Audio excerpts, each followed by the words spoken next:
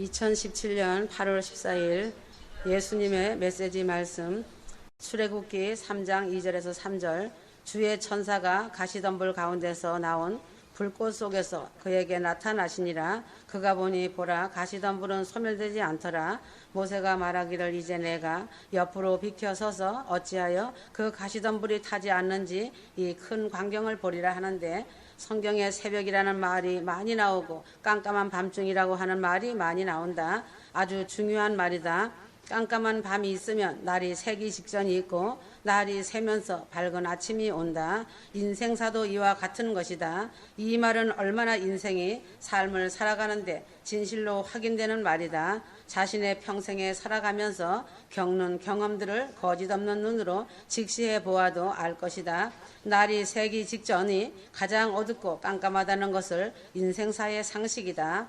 하나님께서 구약시대나 신약시대나 하나님의 백성들을 다루신 예를 생각해 보면 역시 그 말에 수긍이 가게 된다.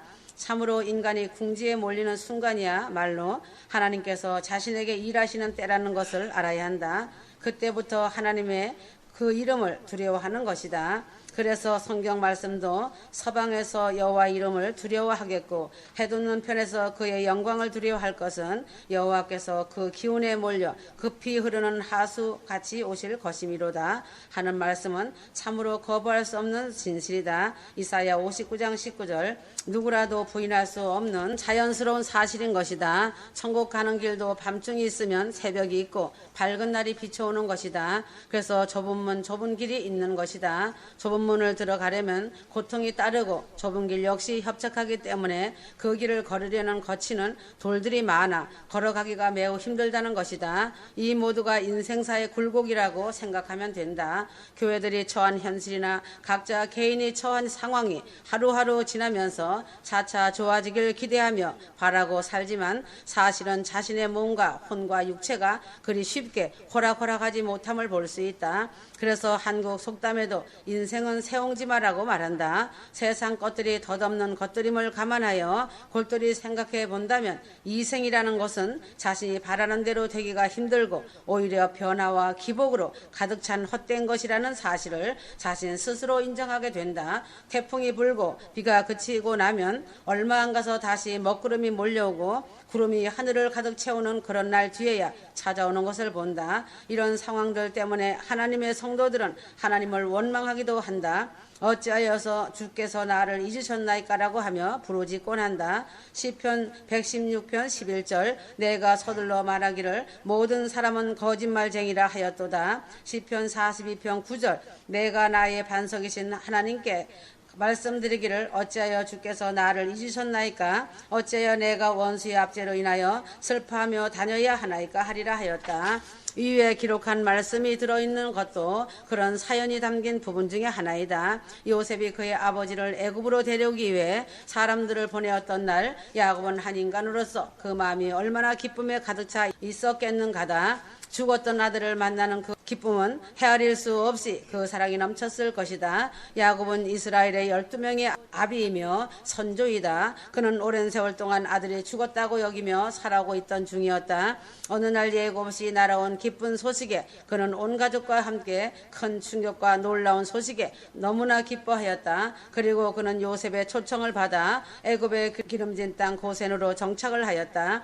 야곱은 선한 목자가 되어 그 아들 12명이 지켜보고 그 후손들이 지켜보는 가운데서 그동안 자신의 인생이 파란만장한 삶을 살아온 것을 고백하면서 평안하게 인생을 마무리하였다. 그래서 야곱의 장례식은 바로의 종들이 아낌없는 사랑의 조율을 표함으로 더없이 장려한 가운데 성대하게 치루어졌고 야곱의 12명의 아들들은 그 아버지의 시신을 가나안에 있는 선조들의 무덤에 합장하였다. 이후로도 요셉은 애굽의 주로 불리우며 장대한 삶을 살아갔다. 그리고 그의 형제들도 두말할 것 없이 창대하고 부유한 삶을 누렸다. 그러나 요셉과 그의 형제들에게도 다시 먹구름이 몰려왔다. 요셉 당대의 바로가 죽고 나자 그 상황은 고통과 아픔에 서글픈 국면으로 돌변하였다. 출애굽기 1장 8절 그때 요셉을 알지 못하는 새 왕이 일어나서 이집트를 다스리는데 새 왕은 요셉을 몰랐기 때문에 야곱의 자손들을 감시하면서 새로운 주인을 섬기고 생수한 법을 따르도록 하였으며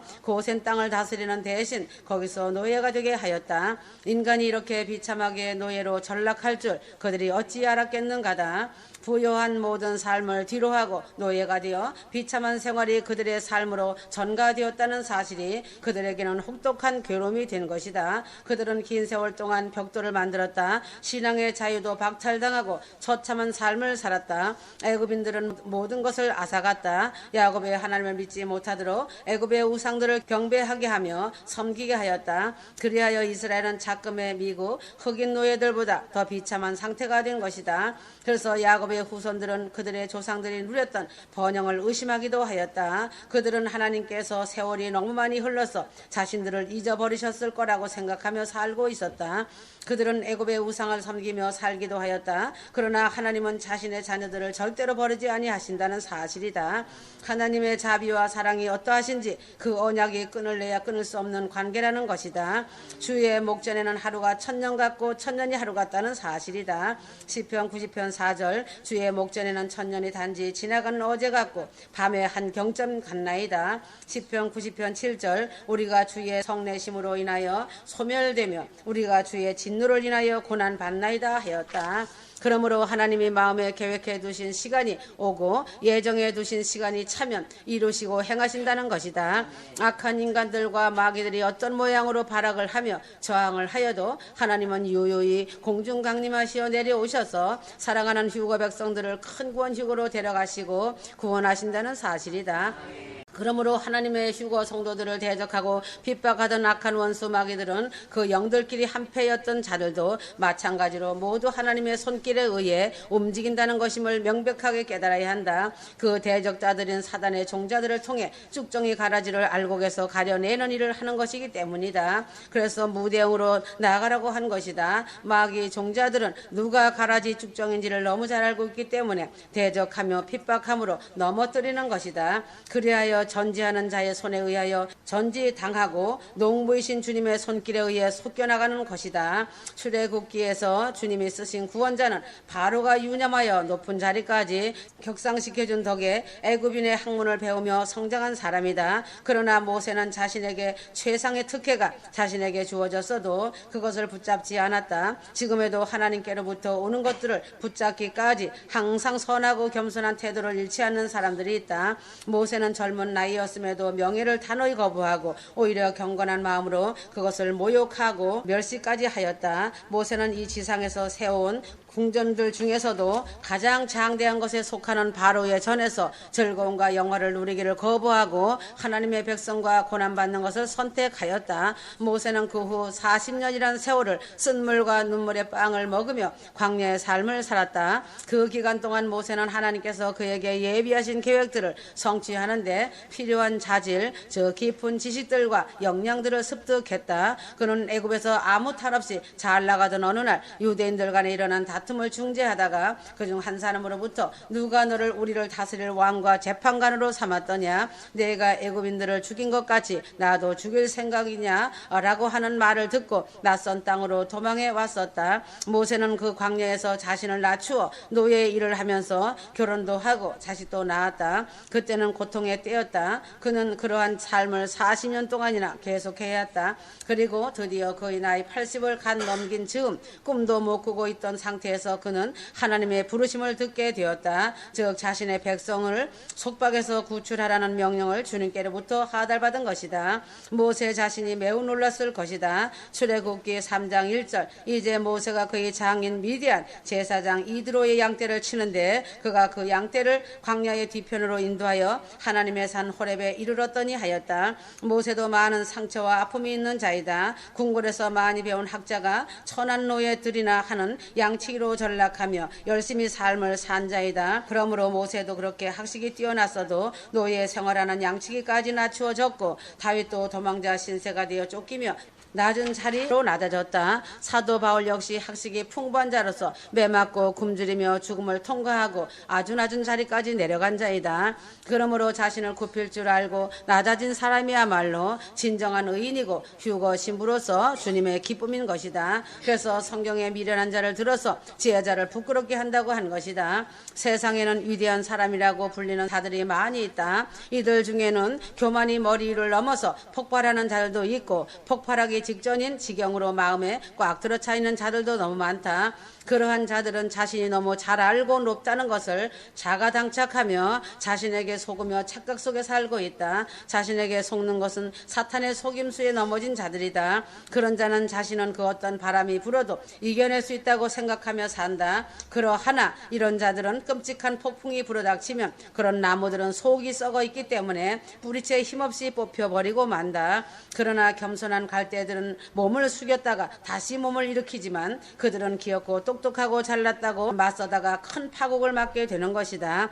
모세는 갈대와 같이 자신을 낮추고 숙일 줄 아는 자였다. 모세는 장인인 이드로 양물을 이끌고 하나님의 호렙산을 늘 쌍오가고 하였다. 이것은 휴거 성도들에게 매우 중요한 것이다. 시간을 계획적으로 운영하며 살아야 함을 배워야 한다. 모세는 시간을 체계적으로 경영하며 성실하게 삶을 살아왔다. 그의 성격은 아주 엄격하기도 했다. 모세는 자신에게 맡겨진 일에 충실하게 임한 자이다. 하나님은 게으른 자들을 제일 싫어하신다. 하나님 앞에 헌신하며 사역하는 것과 하나님의 일을 잘 운영하는 것은 동전의 앞뒤와 같다. 휴거 성도들은 성실해야 한다.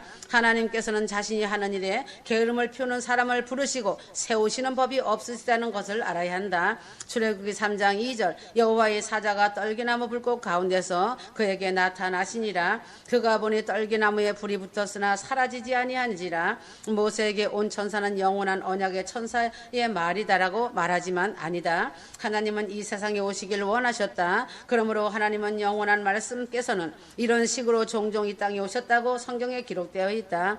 그리고는 머지않아 지상의 모든 인간들을 위하여 죽으러 오실 것임을 알리시려고 하셨다. 모세에게 천사가 나타난 특별한 방식에 대해 알아야 한다. 그때 모세 곁에는 아무도 없었다. 동료는 물론이고 작은 아이 하나도 옆에 없었다. 지금도 주님과 동행하며 가는 휴거 성도들은 외롭고 힘들게 가고 있다. 그러나 그것은 당연한 것이다. 휴거 성도들은 이런 고백을 주님께 올려드려야 한다. 저는 주님께서 저와 함께 해주시고 휴거시켜 주시며 늘 동행해 주시는 것만으로 너무 만족합니다라고 고백할 줄 아는 자는 행복한 사람이다.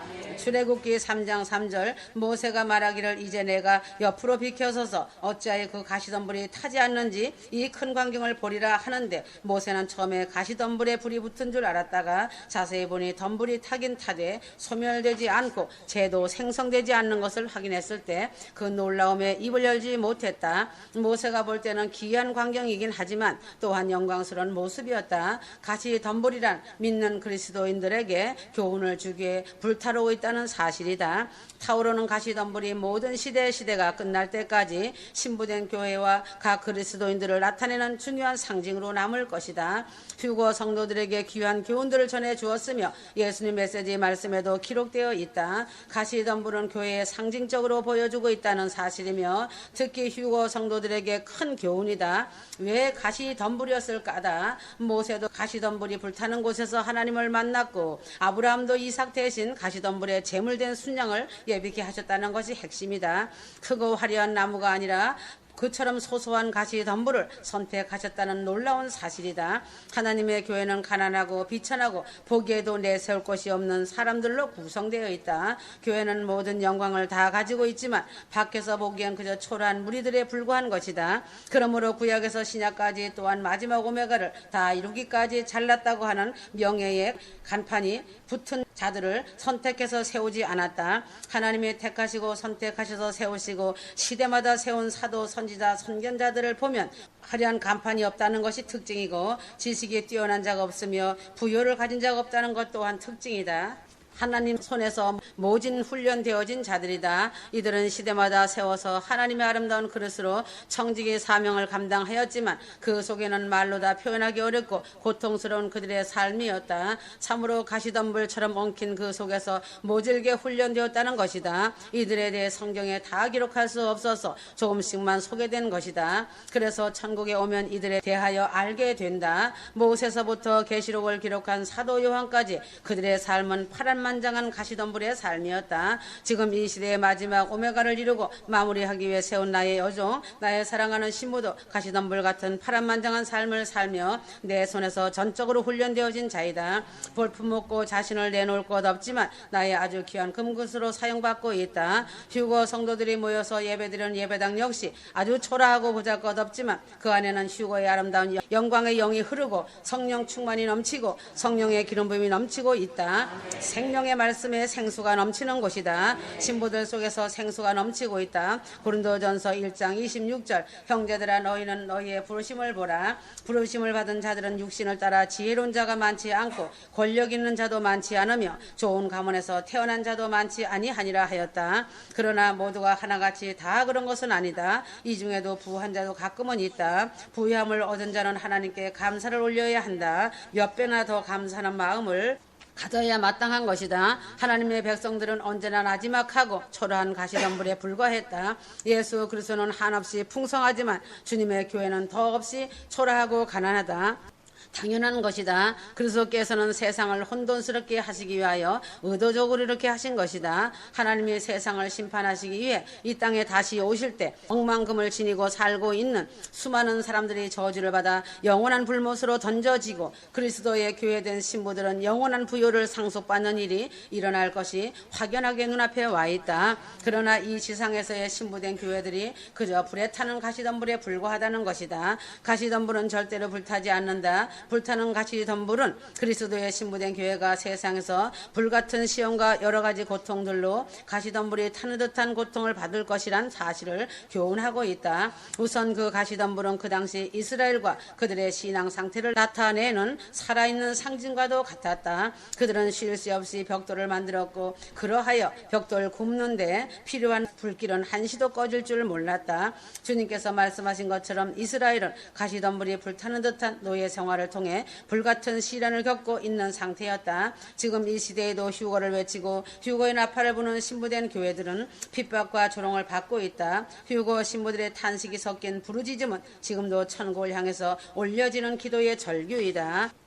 성경이 실제로 그러하였다. 창세기부터 계시록까지 시대마다 가시덤불이 불타는 듯한 시대가 아니었던 적이 거의 없었음을 알 수 있을 것이다. 성경에서 보면 교회가 안식하던 시기가 조금씩 있었다 해도 그 시기는 너무도 짧기 마련이었다. 하나님의 백성이 고요한 시기를 누린 때도 자세히 살펴보면 알 것이다. 고요한 시기라고 해도 폭풍 전야의 고요에 불과했었다.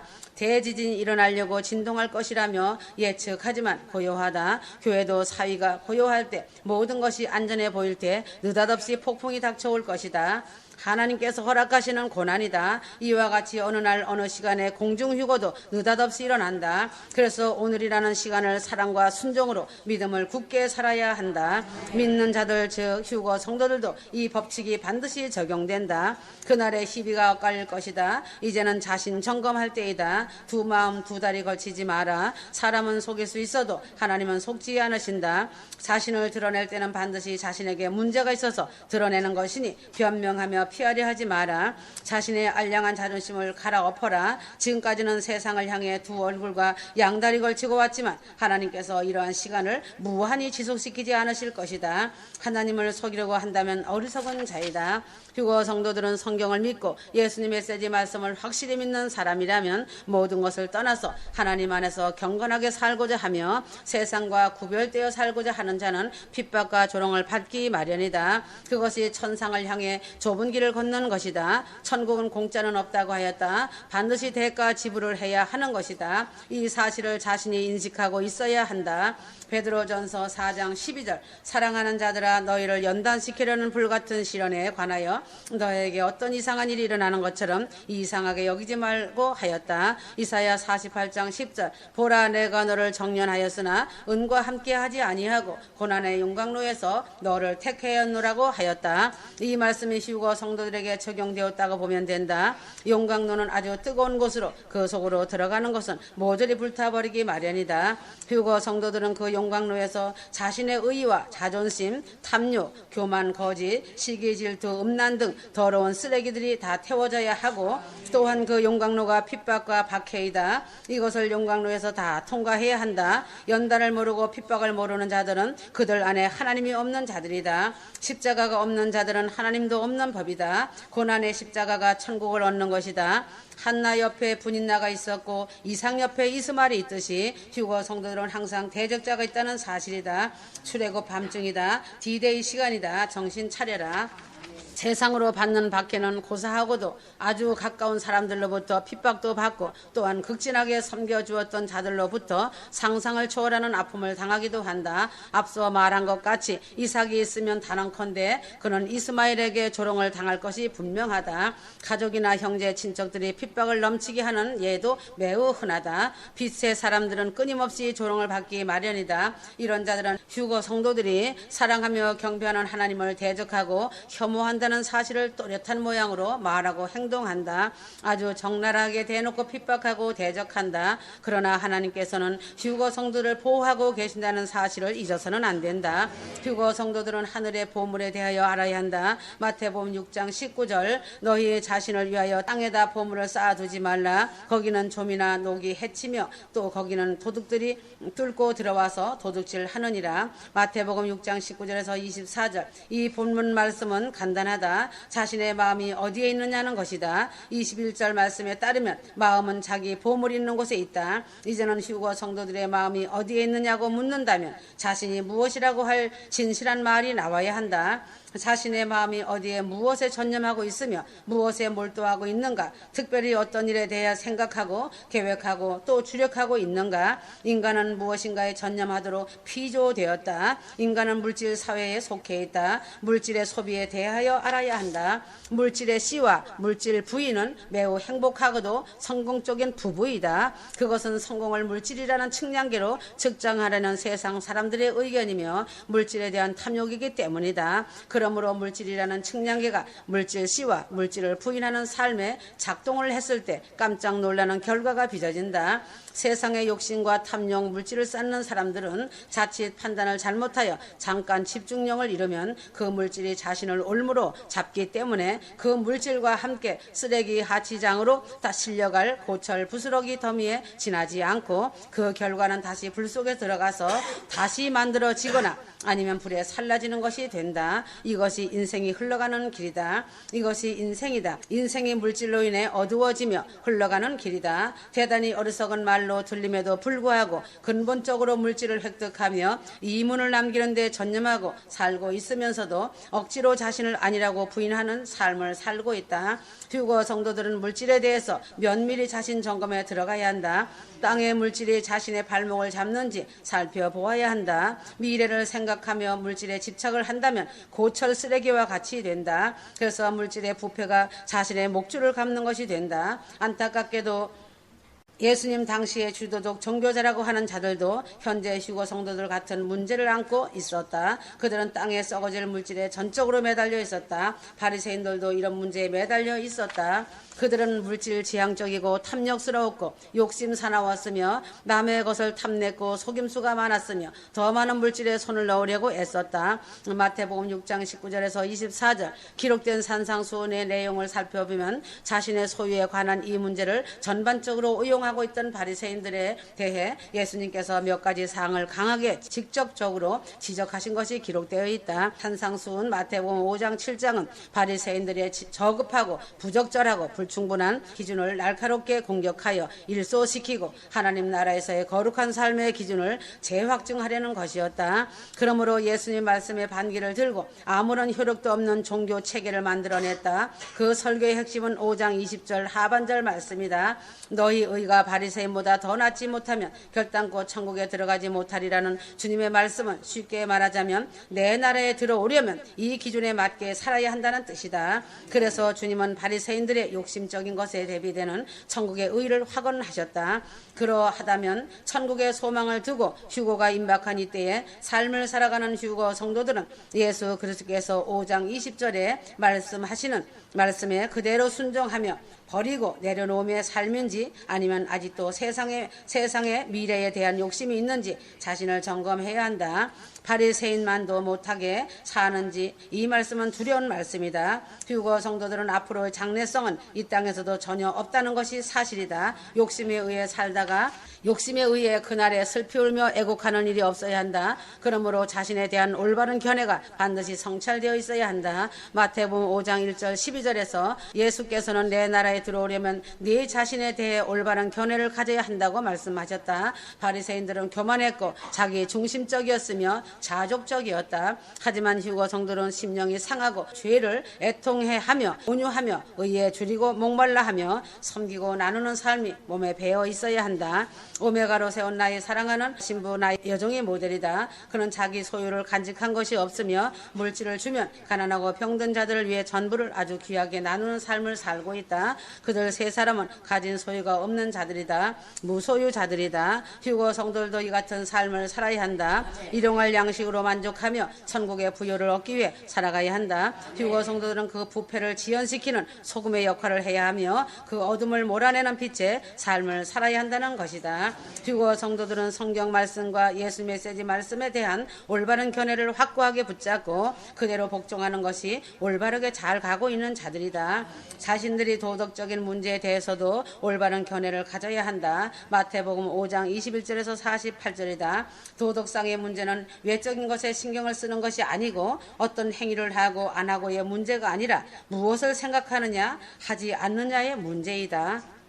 하나님의 말씀에 대해서 올바른 견해는 마태복음 5장 17절에서 20절에 기록되어 있다. 바리새인들은 제멋대로의 체계를 개발했었지만 율법이 다 성취되기 전까지는 그 1.1획도 없어지지 아니할 것으로 자신이 하나님 주신 말씀에 헌신해야 한다. 지금 이 시대는 현대판 바리새인 서기관들이 많이 있다. 성경도 많이 변개시켜 놓았고 그들의 욕심대로 종교를 만들어 변개하였다. 종교 문제에 대한 올바른 견해를 휴거 성들이 알고 있어야 하며 바르게 알아야 한다. 마태복음 6장 1절에서 18절 바리새인들은 금식하고 기도하고 베풀었지만 그것은 모두 외식이었다. 그러므로 나누고 섬긴다고 하지만 올바른 동기에서 해야 한다. 이것은 바리새인과 서기관들의 사고에 의해 지배되고 있던 그 당시의 종교 체계와 대비되는 모습을 보여주는 것이다. 예수님께서는 하나님의 기준은 그들의 기준을 능가하며 천국으로 들어가기 위해 요구되는 것은 예수님의 철저한 기준을 신봉하는 것이라고 말씀하셨다.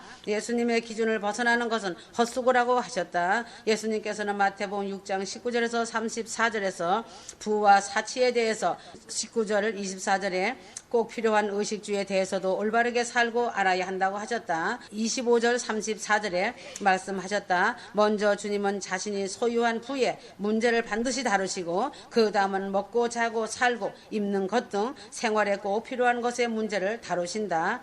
바리새인들은 두 경우 모두에 있어 아주 그릇된 관점을 갖고 있었다. 그래서 예수 메시지 모든 소유 하나하나마다 그리스도께서는 메시지 말씀과 성경 말씀을 가지시고 바리새인들과 대조되게 보여주셨다. 그러므로 내 나라에 속하고자 한다면 부와 사치와 너희의 견해는 바리새인의 그것보다 나아야 한다. 그들은 그릇된 관점을 갖고 있다. 그들은 탐욕과 탐심에 사로잡혀 저희를 위해 장래를 바라보며 이 땅의 보물을 쌓고 있다. 그것은 자신들의 욕심이자 탐심이지 하나님의 기준이 아니다 라고 말씀하고 계신 것이다. 이처럼 19절에서 24절은 사치와 부를 어떻게 보아야 하는지를 다루고 있다고 하셨다. 땅에서 미래를 내다보고 부유하게 살기 위해 사고팔고 하는 것이 사치라고 하셨다. 휴거 성도들에 대해 말씀하시고 계신다라고 하셨다. 휴거 성도들은 아니면 말고 하는 방식은 없다. 부를 다루는 방법을 반드시 깨우칠 필요가 있기 때문이다.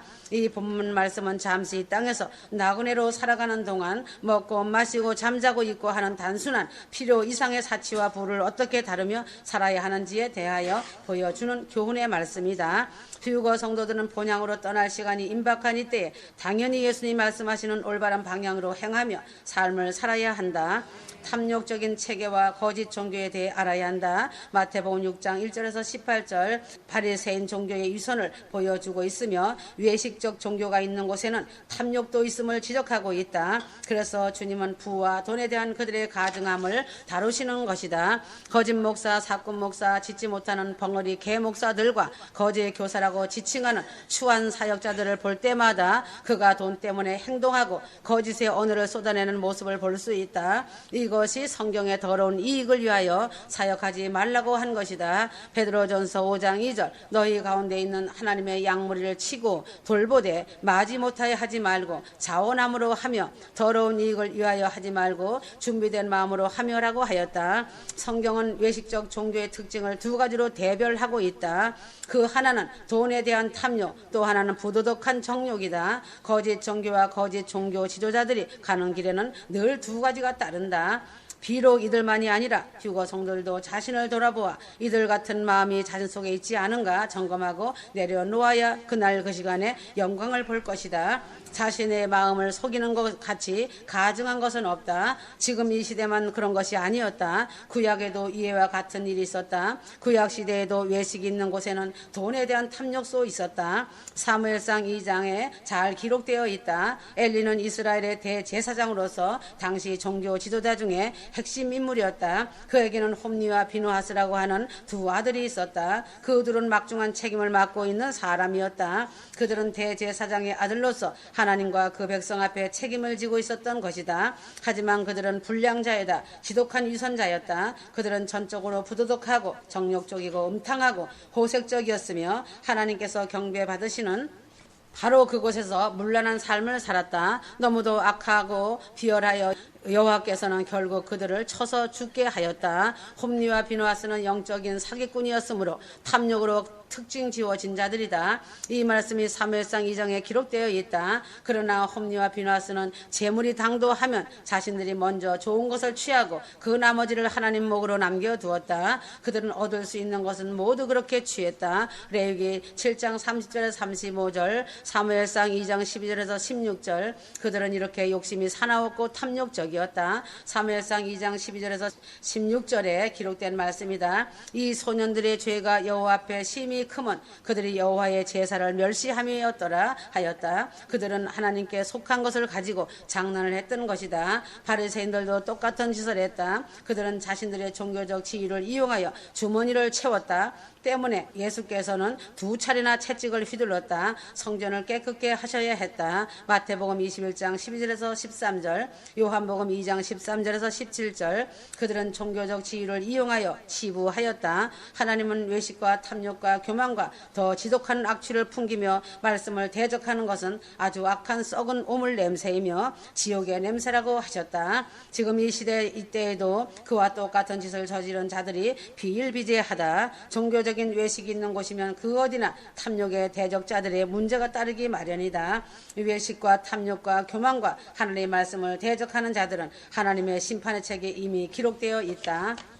바리새인들에게 있어 부유하다는 것은 탐욕을 잔뜩 끌어안고서 그것이 거룩함의 증표라고 하였다. 그들은 지극히 의로운 자라고 자랑하였으며 하나님께서 축복해 주셨기 때문에 부유하다고 생각한 것이다. 마태복음 19장 24절 약대가 바늘기로 들어가는 것이 부자가 하나님의 나라에 들어가는 것보다 쉬우니라 하셨다. 이처럼 주님의 말씀은 그들에게 아주 충격적인 말씀이셨다.